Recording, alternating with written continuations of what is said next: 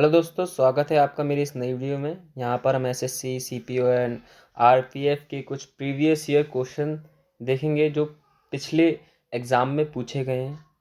तो आइए चले वीडियो शुरू करते हैं। तो पहला क्वेश्चन है, 1798 में सहायक संधि प्रणाली किसने की?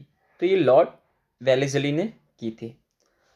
कुछ और भी संधियाँ देख लेते हैं, जैसे इलाहाबाद की संधि 1765 में शाह आलम द्वितीय और ब्रिटिश ईस्ट इंडिया कंपनी के बीच में हुई।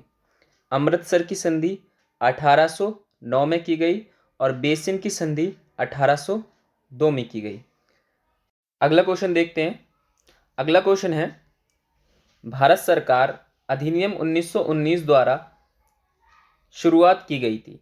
तो ब्रिटिश सरकार ने पहली बार 20 अगस्त 1917 को घोषित किया कि इसका उद्देश्य भारत में उत्तरदायी सरकार का क्रमिक परिचय था। भारत सरकार अधिनियम 1919 बनाया गया जो 1921 में लागू किया गया था। इसे मॉन्टेग्यू चेम्सफोर्ड सुधार भी कहा जाता है। जो भारत सरकार अधिनियम 1919 है, इसे मॉन्टेग्यू चेम्सफोर्ड सुधार भी कहा जाता है। मॉन्टेग्यू भारत के राज्य सचिव थे और लॉर्ड चेम्सफोर्ड भारत के वायसरॉय थे। इस अधिनियम ने देश में पहली बार द्विसदनीयता और प्रत्यक्ष चुनाव की शुरुआत की। भारत विधानसभा परिषद को एक द्विसदनीय विधायिका से बदल दिया गया, जिसमें एक उच्च सदन और एक निचला सदन था। तो मेन मोटिव क्या था? भारत सरकार अधिनियम 1919 का सबसे पहले इसे मॉन्टेग्यू चेम्सफोर्ड सुधार कहा जाता है और इसमें देश में पहली बार द्विसदनीय और प्रत्यक्ष चुनाव किए गए थे इसी अधिनियम के द्वारा। नेक्स्ट अगला क्वेश्चन देखते हैं।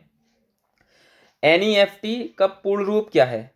एनईएफटी का पूर्ण रूप है नेशनल इलेक्ट्रॉनिक फंड्स ट्रांसफर। इसको हिंदी में पढ़ते हैं राष्ट्रीय इलेक्ट्रॉनिक फंड ट्रांसफर प्रणाली। 1-to-1 मनी ट्रांसफर सिस्टम है। आप एनईएफटी का उपयोग योजना में भाग लेने वाली बैंक शाखा से दूसरे बैंक में पैसे भेजने के लिए करते हैं। मतलब एनईएफटी का जो यूज़ होता है वो एक बैंक से दूसरे बैंक में पैसे ट्रांसफ़र करने के लिए किया जाता है। आईएमपीएस का फुल फॉर्म क्या होती है? आईएमपीएस की फुल फॉर्म होती है इमीडिएट पेमेंट। क्वेश्चन है, न्यूट्रॉन की खोज किसने की? तो न्यूट्रॉन की खोज का श्रेय जेम्स चैडविक को जाता है। और न्यूट्रॉन एक उदासीन होता है, मतलब ना तो इस पर प्लस का चार्ज होता है ना माइनस का चार्ज होता है। ये उदासीन होता है जो नाभिक के अंदर पाया जाता है और इसमें कोई आवेश नहीं होता। अब देखते हैं, प्रोटॉन की जो खोज की थी वो रदरफोर्ड ने की थी 1919 के अंदर। न्यूट्रॉन की खोज जेम्स चैडविक ने की थी 1932 में। इलेक्ट्रॉन की खोज जे थॉमसन ने की थी 1897 में। ये फैक्ट्स आपको ध्यान रखने हैं। अगला क्वेश्चन देखते हैं।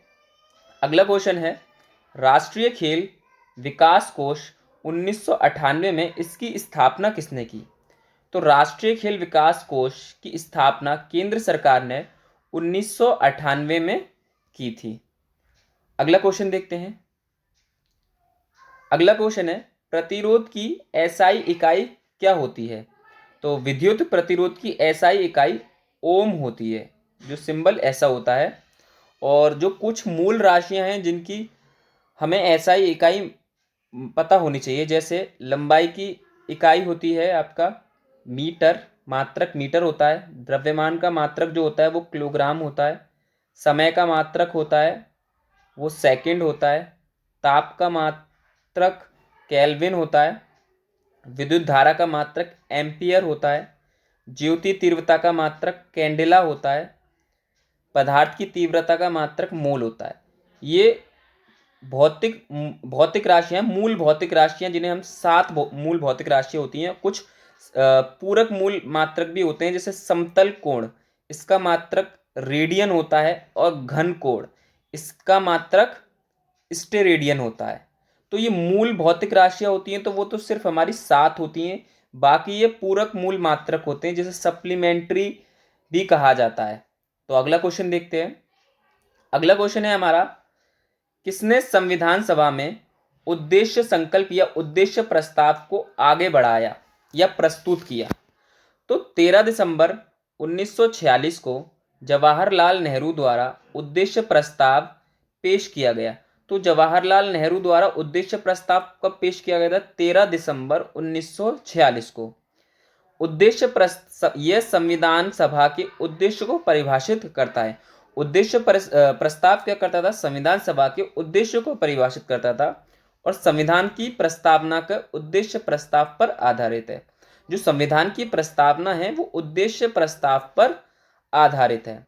22 जनवरी 1947 को संविधान सभा द्वारा पंडित जवाहरलाल नेहरू द्वारा प्रस्तुत उद्देश्य प्रस्ताव को स्वीकार कर लिया गया। तो उद्देश्य प्रस्ताव 13 दिसंबर 1946 को प्रस्तुत किया गया था, जो संविधान सभा द्वारा 22 जनवरी 1947 को पारित कर दिया गया। अगला क्वेश्चन देखते हैं। अगला क्वेश्चन है हमारा, अर्जुन पुरस्कार किस क्षेत्र में दिया जाता है? तो अर्जुन पुरस्कार सबसे पहले 1961 में भारत सरकार द्वारा राष्ट्रीय खेलों में उत्कृष्टता उपलब्धियों को पहचानने के लिए स्थापित किए गए। तो जो स्पोर्ट्स में जो उपलब्धियां प्राप्त की हैं उसके लिए ये दिया जाता है और ये सबसे पहले 1961 में सलीम दुर्रानी को दिया गया, तो जो एक भारतीय क्रिकेटर हैं। पुरस्कार में 1.5 लाख रुपया, अर्जुन की एक कांस्य प्रतिमा, स्क्रॉल दिया जाता है। अर्जुन पुरस्कार प्राप्त करने वाली प्रथम महिला हैं दिव्या कृति सिंह, जो कि घुड़सवारी से संबंधित हैं। और प्रथम भारतीय कौन थे? सलीम दुर्रानी, जो कि एक भारतीय क्रिकेटर थे। अगला क्वेश्चन देखते हैं। अगला क्वेश्चन है हमारा, सोमनाथ मंदिर किस राज्य में स्थित है? तो सोमनाथ मंदिर गुजरात राज्य की एक प्राचीन शहर में सोमनाथ मंदिर गुजरात राज्य में स्थित है। यह गुजरात के सौराष्ट्र में प्रभास पाटन में स्थित है। तो ये गुजरात के कहाँ पर? सौराष्ट्र में प्रभास पाटन में स्थित है। ये भगवान शिव के 12 ज्योतिर्लिंगों मंदिरों में से एक है। ये पहला है, एक है और ये पहला भी है। सोमनाथ तीर्थ को एक अनंत तीर्थ माना जाता है। यह कई बार नष्ट हो गया था, लेकिन हालांकि इसे फिर से बनाया गया। सबसे पहले तो ये महमूद गजनवी ने इसे नष्ट किया था। अंत में 1947 में वल्लभ भाई पटेल ने इसका पुनः निर्माण कराया। तो गुजरात से संबंधित कुछ फैक्ट पढ़ लेते हैं। जैसे गुजरात की राजधानी गांधीनगर है, गुजरात के मुख्यमंत्री हैं भूपेंद्र पटेल और गुजरात के राज्यपाल हैं आचार्य देवव्रत। अगला क्वेश्चन देखते हैं। अगला क्वेश्चन है हमारा, किस संधि के तहत हिंदू निर्वाचक मंडल को यथावत बनाए रखा और दलित वर्गों को आरक्षित सीट प्रदान की गई? तो ये पूना समझौता से हुआ था। जो गांधी जी, पूना समझौता डॉक्टर BR अम्बेडकर और गांधी जी के बीच हुआ था। पूना समझौता 24 सितंबर 1932 को पुणे की यरवदा जेल में हुआ था। इसमें दलित वर्गों को 147 सीट्स आरक्षित की गई थी। अगला क्वेश्चन देखते हैं। अगला क्वेश्चन है हमारा, उपभोक्ता संरक्षण अधिनियम कब पारित किया गया? तो उपभोक्ता संरक्षण अधिनियम 1986 में पारित किया। अब कुछ एक्ट देख लेते हैं जो कि हिस्ट्री से रिलेटेड हैं। जैसे रेगुलेटिंग एक्ट कब आया था? ये 1773 में आया था। पिट्स इंडिया एक्ट कब आया था? ये 1784 में आया था। चार्टर अधिनियम कब आया था? 1793 में आया था। और ये चार चार्टर अधिनियम आए थे 1793 में, 1813 में और 1833 में और 1853 में। और भारत सरकार अधिनियम 1858 में आया था। अगला क्वेश्चन देखते हैं। अगला क्वेश्चन है हमारा, संविधान सभा के किस अनुच्छेद में संवैधानिक उपचार है? तो डॉक्टर BR अम्बेडकर ने कहा कि अनुच्छेद 32 संविधान की आत्मा है, तो यह इसके मूल में है। तो डॉक्टर BR अम्बेडकर ने संविधान की आत्मा किसको कहा था? अनुच्छेद 32 को। अनुच्छेद 32 का प्रयोग करके सुप्रीम कोर्ट रिट जारी करता है। 5 प्रकार की रिट जारी करता है सुप्रीम कोर्ट अनुच्छेद 32 का प्रयोग करके, और हाई कोर्ट 226 के अंतर्गत रिट जारी करता है वो भी 5 प्रकार की। तो सुप्रीम कोर्ट आर्टिकल 32 का यूज करता है और हाई कोर्ट आर्टिकल 226 का यूज करता है। अगला क्वेश्चन देखते हैं। अगला क्वेश्चन है, भारत में गैंडा किस राष्ट्रीय उद्यान में पाया जाता है? तो ये कांजीरंगा राष्ट्रीय उद्यान है। ये एक सींग के गैंडे के लिए बहुत प्रसिद्ध है जो कि असम में है। तो जंगली गधे के लिए कौन सा राष्ट्रीय उद्यान प्रसिद्ध है? ये कच्छ का रण जंगली गधा अभ्यारण्य, ये गुजरात में है। कच्छ का रण कहाँ पर है? गुजरात में। जंगली गधे के लिए प्रसिद्ध है। एक सींग वाले गैंडे के लिए हम जानते हैं कांजीरंगा राष्ट्रीय उद्यान जो असम में है। हाथी के लिए पेरियार राष्ट्रीय उद्यान जो केरल में स्थित है, पेरियार, और एक पेरियार नदी भी है वो भी केरल में ही स्थित है। सिंह के लिए गिर राष्ट्रीय उद्यान स्थित है।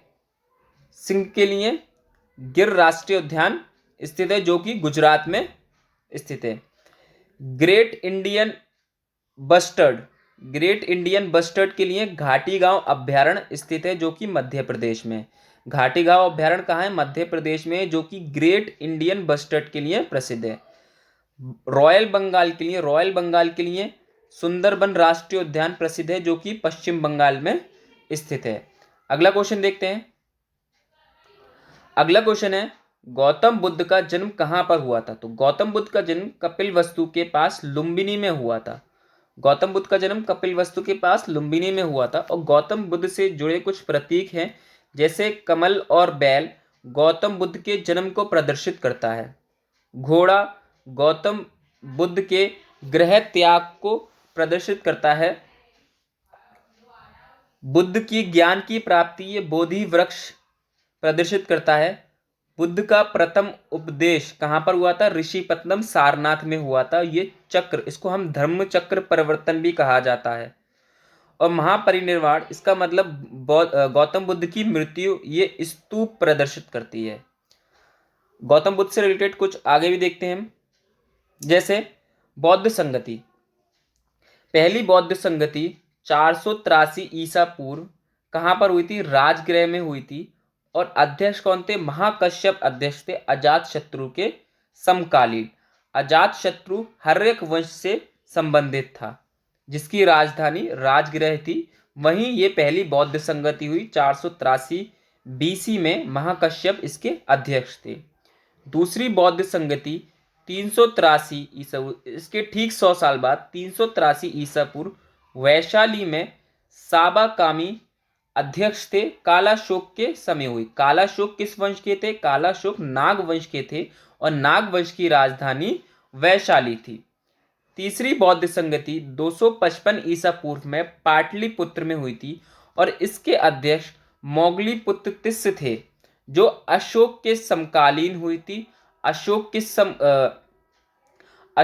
वंश के राजा थे? ये मौर्य वंश के राजा थे जिसकी राजधानी थी पाटलिपुत्र। चौथी बौद्ध संगति 72 एडी में हुई कुंडलवन कश्मीर के अंदर। इसमें 2 अध्यक्ष थे, एक तो वसुमित्र और एक अश्वघोष। वसुमित्र और अश्वघोष अध्यक्ष थे। और ये कहाँ हुआ था? ये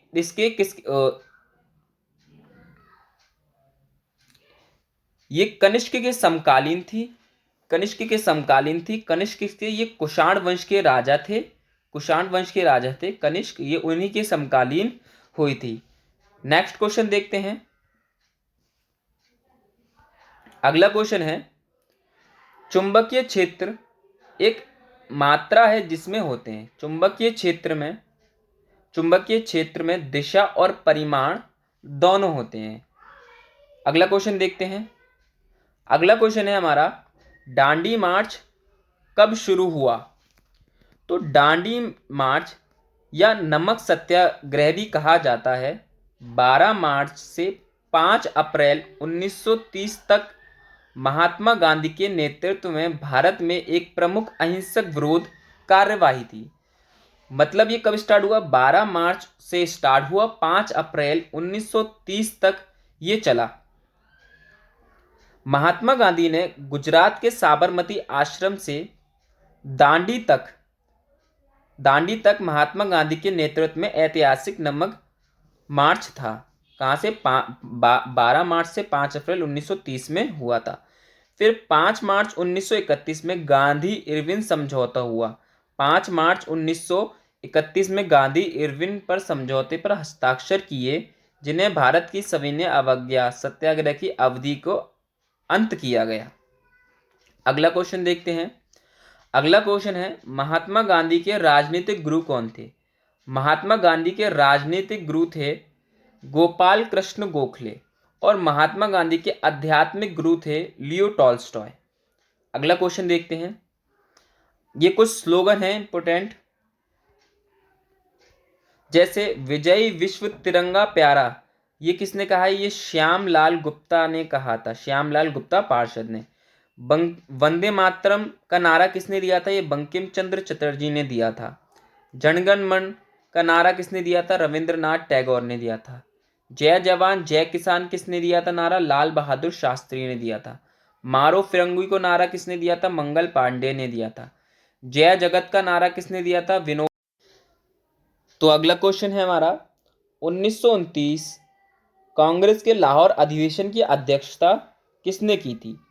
तो जवाहरलाल नेहरू ने दिसंबर 1929 में लाहौर शहर में अपने वार्षिक सत्र में भारतीय राष्ट्रीय कांग्रेस के अध्यक्ष के रूप में चुने गए थे। 19 दिसंबर 1929 को भारतीय राष्ट्रीय कांग्रेस ने लाहौर अधिवेशन में ऐतिहासिक पूर्ण स्वराज की मांग की। तो ये भी पूछा जाता है कि किस अधिवेशन में भारतीय राष्ट्रीय कांग्रेस ने पूर्ण स्वराज की मांग की? तो 1929 का लाहौर अधिवेशन में पूर्ण स्वराज की मांग की गई, और 26 जनवरी 1930 को एक सार्वजनिक घोषणा की गई कि एक ऐसा दिन जिसे कांग्रेस पार्टी ने भारतीय स्वतंत्र दिवस के रूप में मनाने का आग्रह किया। कब किया? ये भी 1929 में कांग्रेस के लाहौर अधिवेशन में ही हुआ था कि 26 जनवरी को 1930 से हम एक स्वतंत्रता दिवस बनाएंगे 26 जनवरी को। अगला क्वेश्चन देखते हैं। ये कांग्रेस से कुछ इम्पोर्टेंट अधिवेशन है, जैसे 1985 में बॉम्बे में हुआ था, WC बनर्जी अध्यक्ष थे। 1986 में कलकत्ता में अधिवेशन हुआ था, जिसमें दादा भाई नौरोजी अध्यक्ष थे। 1894 में मद्रास में अधिवेशन हुआ था, जिसमें अल्फ्रेड वेब अध्यक्ष थे। 1896 में कलकत्ता में अधिवेशन हुआ था, जिसमें रहमतुल्लाह एम सयानी अध्यक्ष थे, और यहाँ पर पहली बार राष्ट्रीय गीत वंदे मातरम गाया गया था। 1906 में कलकत्ता में अधिवेशन हुआ था, दादा भाई नौरोजी इसके अध्यक्ष थे, और स्वराज शब्द पहली बार उल्लेख किया गया था इसका। 1916 लखनऊ अधिवेशन में MC मजूमदार अध्यक्ष थे, और कांग्रेस फिर से विलय हो गया था। 1907 के अधिवेशन जो सूरत में हुआ था, उसमें कांग्रेस नरम दल और गरम दल में विभाजित हो गई थी, मगर फिर 1916 के लखनऊ अधिवेशन में MC मजूमदार की अध्यक्षता में कांग्रेस का फिर से विलय हो गया। 1917 अधिवेशन में कलकत्ता में हुआ था, एनी बेसेंट पहली महिला अध्यक्ष बनी थी। 1919 का अमृतसर अधिवेशन मोतीलाल नेहरू ने इसकी अध्यक्षता की थी। 1922 के अधिवेशन गया बिहार में हुआ था, जो कि CR दास अध्यक्ष थे। 1939 का अधिवेशन त्रिपुरा में हुआ था, जिसकी अध्यक्षता सुभाष चंद्र बोस ने की थी। और 1946 का अधिवेशन मेरठ में हुआ था, जिसकी अध्यक्षता JB कृपलानी ने की थी। यह अंतिम सत्र था कांग्रेस का। ये भी पूछा जाता है कि स्वतंत्रता के समय कांग्रेस का कौन अध्यक्ष था? तो स्वतंत्रता के समय JB कृपलानी इसके अध्यक्ष थे, और ये प्रथम लोकसभा के अध्यक्ष भी बने थे, JB कृपलानी। अगला क्वेश्चन देखते हैं। अगला क्वेश्चन है हमारा संविधान सभा द्वारा राष्ट्रीय ध्वज कब अपनाया गया? तो संविधान सभा द्वारा राष्ट्रीय ध्वज 22 जुलाई 1947 को अपनाया गया, और इसका जो रेशियो होता है वो 3 और 2 के अनुपात में होता है। ऐसा कहा जाता है कि पिंगलिया वैक्या ने भारत की राष्ट्रीय ध्वज की अभिकल्पना मतलब डिजाइन किया था। तो ये कब अपनाया गया था? 22 जुलाई 1947 को। अगला क्वेश्चन देखते हैं। अगला क्वेश्चन है हमारा, अरकाना पर्वत श्रृंखला कहाँ पर स्थित है? तो अरकाना पर्वत, जिसे राखीन पर्वत के नाम से भी जाना जाता है, इसी को हम राखीन पर्वत के नाम से जाना जाता है। ये राखीन राज्य के तट और मध्य म्यांमार के बेसिन के बीच पश्चिमी म्यांमार में एक पर्वत श्रृंखला है। मेन इसका आंसर होगा कहाँ पर है? ये म्यांमार में है, म्यांमार में है, और इसे राखीन पर्वत के नाम से भी जाना जाता है, जिसमें इरवाडी नदी बहती है। अगला क्वेश्चन अगला क्वेश्चन देखते हैं। यहाँ पर कुछ पहाड़ियाँ हैं, जैसे विंध्याचल पर्वत श्रेणी कहाँ पर? ये मध्य प्रदेश में है। सतपुड़ा पहाड़ी कहाँ पर है? ये भी मध्य प्रदेश में है। और महादेव पहाड़ी, ये भी मध्य प्रदेश में है। ठीक है। मैकाल पहाड़ी कहाँ पर है? ये भी मध्य प्रदेश में ही है। तो विंध्याचल पर्वत, सतपुड़ा, महादेव पहाड़ी और मैकाल पर्वत, ये चारों मध्य प्रदेश में है। राजमहल की पहाड़ियाँ कहाँ पर हैं? ये झारखंड के अंदर है। सतमाला पर्वत कहाँ पर है? ये भी महाराष्ट्र में है। अजंता की श्रेणी कहाँ पर है? ये भी महाराष्ट्र में है। महेंद्रगिरी की पहाड़ियाँ कहाँ पर हैं? ये उड़ीसा में है। महाबलेश्वर की पहाड़ियाँ कहाँ पर हैं? ये महाराष्ट्र में है। नीलगिरी की पहाड़ियाँ कहाँ पर हैं? ये तमिलनाडु में है। अन्नामलाई की पहाड़ियाँ कहाँ पर हैं? ये भी तमिलनाडु में है। काराकोरम श्रेणी कहाँ पर है? ये भारत एवं चीन में है। लद्दाख श्रेणी कहाँ पर है? भारत के जम्मू कश्मीर में है। जास्कर श्रेणी कहाँ पर है? ये भी जम्मू कश्मीर में है। पीर पंजाल कहाँ पर है? ये भी जम्मू कश्मीर में है। नंगा पर्वत कहाँ पर है? ये भी जम्मू कश्मीर में है। कामेट पर्वत कहाँ पर है? ये भी उत्तरांचल या उत्तराखंड में है। धौलागिरी कहाँ पर है? ये हिमाचल प्रदेश में है। गुरु शिखर जो अरावली पर्वत की सबसे ऊंची चोटी है, ये राजस्थान में है। खासी कहाँ पर है? ये असम में है। नागा पहाड़ियाँ कहाँ पर है? ये नागालैंड में है। अरावली श्रेणी कहाँ पर है? गुजरात और राजस्थान दोनों में है। अगला क्वेश्चन देखते हैं। अगला क्वेश्चन है, कुछ दर्रे हैं जैसे बनिहाल दर्रा, पीर पंजाल दर्रा, बुर्जिला दर्रा और अघिल दर्रा, ये जम्मू कश्मीर में है। लद्दाख में है काराकोरम दर्रा, जोजिला दर्रा, चांगला दर्रा, खरदुंगला दर्रा, थांगला दर्रा, बड़ा लाचा दर्रा और हेमिस दर्रा, ये लद्दाख में है। हिमाचल प्रदेश में है रोहतांग दर्रा और शीप किला दर्रा। उत्तराखंड में है नीति ने माना लिपुलेख को, तो ये तीनों दर्रे उत्तराखंड में है। नागालैंड में दर्रा है पांगसाट दर्रा। मणिपुर में दर्रा है तुजू दर्रा। अरुणाचल प्रदेश में है बोमडिला दर्रा, यांगयाप दर्रा, लिखापानी दर्रा और दीफू दर्रा। सिक्किम में है नाथुला दर्रा और जिलेपला दर्रा। राजस्थान में है गोरान घाट दर्रा। महाराष्ट्र में है तालघाट दर्रा और बोरघाट दर्रा। केरल में है पालघाट दर्रा और शेनकोट्टा दर्रा। तो ये थालघाट और पालघाट अलग अलग हैं। अगला क्वेश्चन देखते हैं। अगला क्वेश्चन है, भारत के प्रधानमंत्री की नियुक्ति कौन करता है? तो ये राष्ट्रपति करते हैं। अगला क्वेश्चन देखते हैं कि वर्तमान में कौन क्या है। भारत के नए राष्ट्रपति कौन है? द्रौपदी मुर्मू, जो कि एक संथाल जनजाति से संबंधित रखती हैं, जो झारखंड की राज्यपाल भी रही हैं, 9वीं राज्यपाल रही हैं। ये पहली आदिवासी राष्ट्रपति हैं। भारत के नए उपराष्ट्रपति कौन हैं?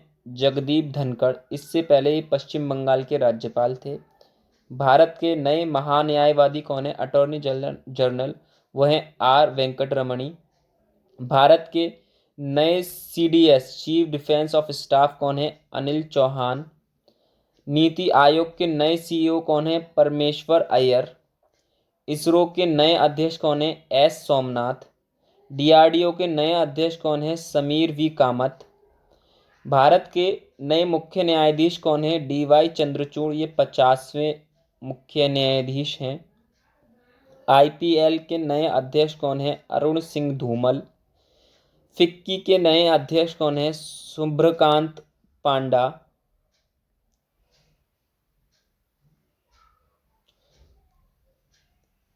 यूपीएससी के नए अध्यक्ष कौन है? मनोज सोनी।